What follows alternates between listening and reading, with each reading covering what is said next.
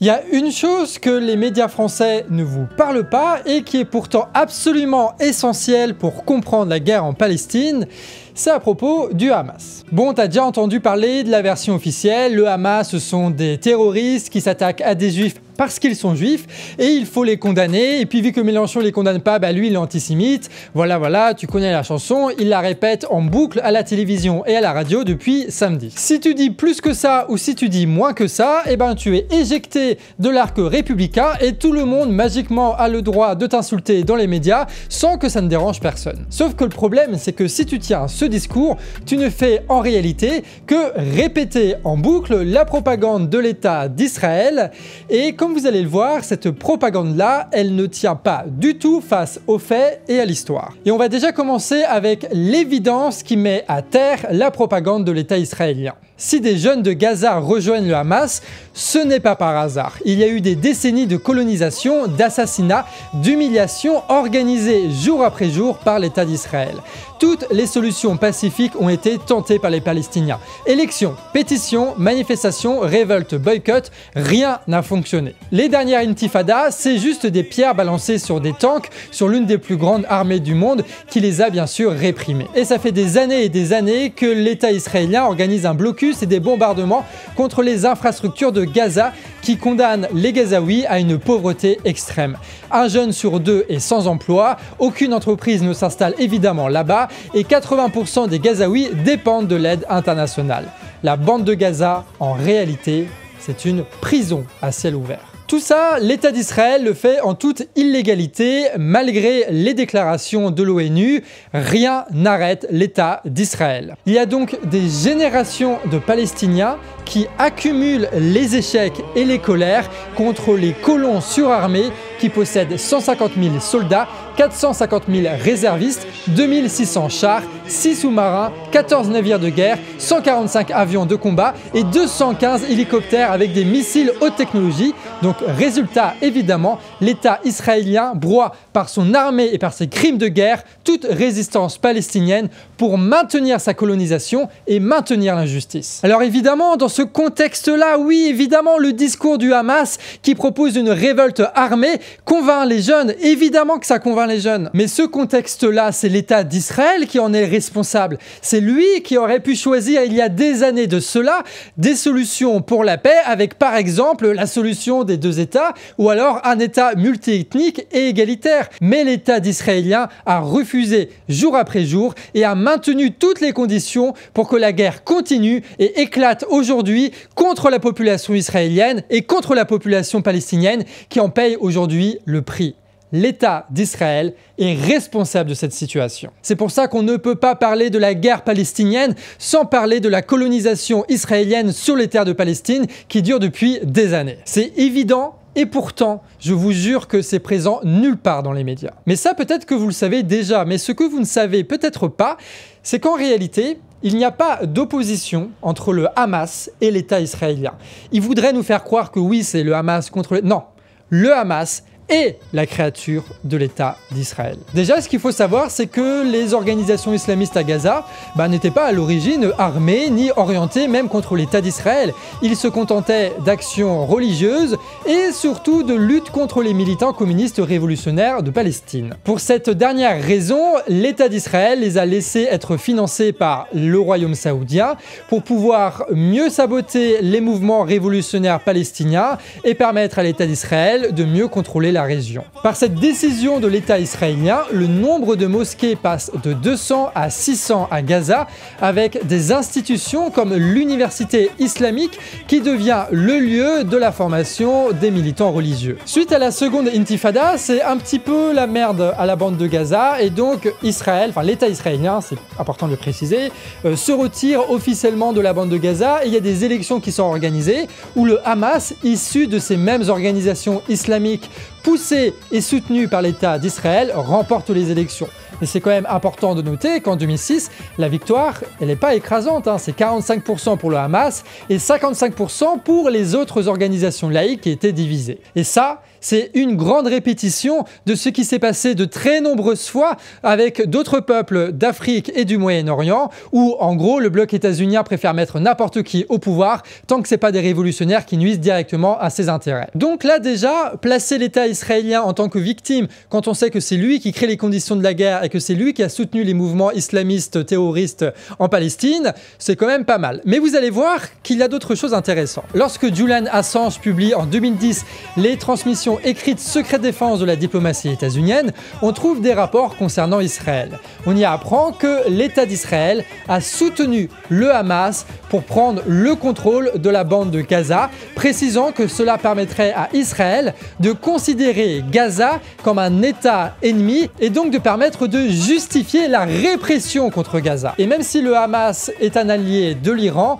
en réalité, l'Iran pourrait très difficilement influencer sur le Hamas de Gaza, tout simplement parce que Israël contrôlerait les ports et donc les allées et venues du matériel. D'où le fait qu'après la victoire du Hamas soutenue par l'État israélien, ce même État israélien organise un blocus illégal et criminel contre la bande de Gaza. L'État israélien a donc soutenu le Hamas pour avoir un meilleur ennemi et ainsi nourrir sa propagande de guerre et trouver de la sorte la parfaite justification de sa colonisation des terres palestiniennes. Ça commence à faire beaucoup pour l'État israélien, mais vous allez voir, il y a encore pas mal de choses à dire. Depuis sa prise de pouvoir en 2009, donc 3 ans après la victoire du Hamas, Netanyahou a une politique claire, simple, à peine cachée, celle de favoriser le Hamas de Gaza contre l'autorité palestinienne de Cisjordanie.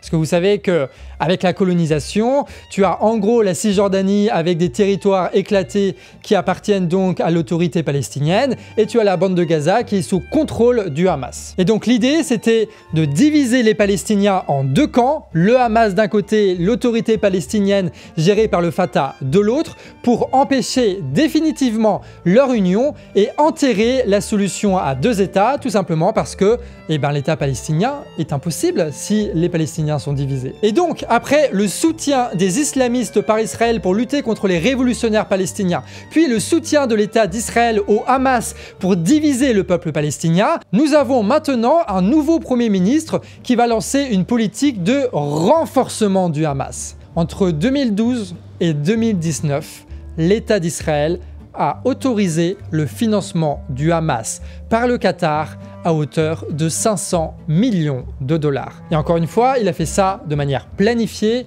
en pleine conscience. Le 11 mars 2019, face aux journalistes de Jerusalem Post, le Premier ministre israélien dit que le transfert d'argent fait partie de la stratégie visant à diviser les Palestiniens entre d'un côté Gaza et de l'autre côté la Cisjordanie.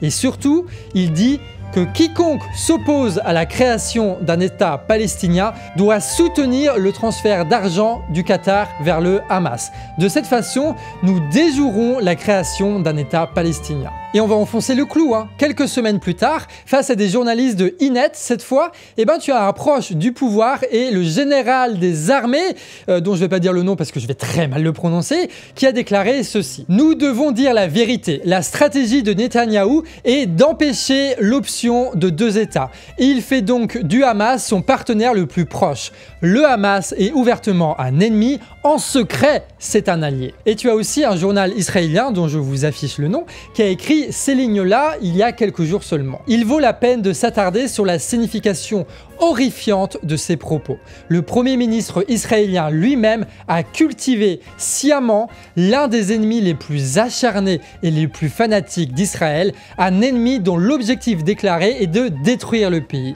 Il l'a fait pour éviter le scénario d'horreur, de son point de vue, d'un retour aux négociations israélo-palestiniennes. Netanyahou a parié imprudemment sur la vie d'Israéliens et au dernier sabbat, plus de 1000 d'entre eux ont payé de leur vie le prix de ce pari insensé. Sans l'intervention de l'État israélien, le Hamas n'aurait absolument pas été capable de faire ce qu'ils ont fait samedi. Toute l'histoire récente de l'État terroriste d'Israël a donc été la construction d'un mouvement terroriste fort en Palestine afin de justifier sa guerre, de renforcer son contrôle, de justifier sa colonisation, de diviser le peuple palestinien et de rallier le peuple israélien à l'État israélien par la peur. C'est prouvé, c'est factuel. Comme quoi, certaines choses ne tombent pas du ciel et qu'il faut un petit peu se renseigner avant de soutenir totalement un État manipulateur, menteur et criminel. Mais ce n'est pas terminé, la vidéo, il reste encore un dernier point. Réfléchis bien. Israël maintient un blocus contre la bande de Gaza, donc il contrôle toutes les entrées-sorties de la région. Israël possède aussi l'un des plus performants services d'espionnage et de renseignement au monde avec le Mossad et possède aussi l'industrie de surveillance la plus puissante au monde. Et malgré ces trois avantages quand même assez majeurs, ils n'ont pas réussi à prévoir l'attaque du Hamas depuis la bande de Gaza qu'ils maintiennent dans une quasi-enclave. Tu trouves pas ça quand même bizarre, cette histoire? Et je dis quasi-enclave parce que tu as un petit bout de la frontière de la bande de Gaza qui est partagée avec l'Égypte. L'Égypte dont le gouvernement a prévenu à l'avance l'État israélien qu'une attaque d'ampleur allait avoir lieu dans la bande de Gaza. Le président de la Commission des Affaires étrangères de la Chambre des représentants des États-Unis lui-même confirme de son côté cette alerte. Tout l'enjeu consiste aujourd'hui à savoir comment cette alerte a été reçue et traitée par l'administration israélienne. Une administration qui aujourd'hui évidemment nie totalement les faits. Sachant que aussi j'ai regardé la propagande du Hamas faisait les fiers avant l'attaque et faisait des quasi-annonces de leur attentat le 26 août dernier sur Telegram. Voilà. Donc ça veut dire que l'État israélien avait les moyens de tout savoir et ils avaient été prévenus à l'avance et tu as même le Hamas qui avait quasiment annoncé leur truc, mais rien n'a été fait pour éviter ça. Alors la vérité, évidemment, elle est sans doute complexe, c'est pas l'État israélien qui a organisé tout ça, mais c'est quand même bizarre d'avoir de si grandes zones d'ombre dans quelque chose qui paraît si évident dans la propagande israélienne, c'est bien évidemment qu'il cache quelque chose. Donc peut-on véritablement soutenir aveuglement un État qui visiblement nous ment ? Pas sûr, Surtout quand c'est un État qui commet des crimes de guerre et qui détruit des villes et tue des enfants, des femmes avec des bombardements et maintient 2 millions de personnes dans la famine. Peut-être qu'il faut se poser des questions. Ce serait peut-être temps de se poser des questions. D'autant que quand on pose la question politique, maintenant, Netanyahou avait intérêt à ces crimes du Hamas, déjà pour se débarrasser une bonne fois pour toutes de la question palestinienne, mais aussi pour enterrer la contestation historique du peuple israélien qui lutte depuis un an contre une loi qui prévoit de saboter le pouvoir judiciaire, qui limitait jusque-là un tout petit peu la colonisation des terres palestiniennes et qui aurait donc permis de donner les plein pouvoir au Premier ministre dans un pays extrêmement inégalitaire et frappé par l'inflation. Une justice qui mène contre Netanyahou un procès au pénal pour une affaire de corruption qui aurait pu lui valoir un jour ou l'autre la prison. Une belle cocotte minute donc pour le Premier ministre israélien, mais donc voilà, la guerre est arrivée et rien de mieux pour lui qu'une bonne guerre pour jouer les chefs de guerre et pour imposer son autorité sans faire de concessions ni au niveau des colonies, ni au niveau social, ni au niveau démocratique. Alors, quelle conclusion on peut tirer de cette affaire ?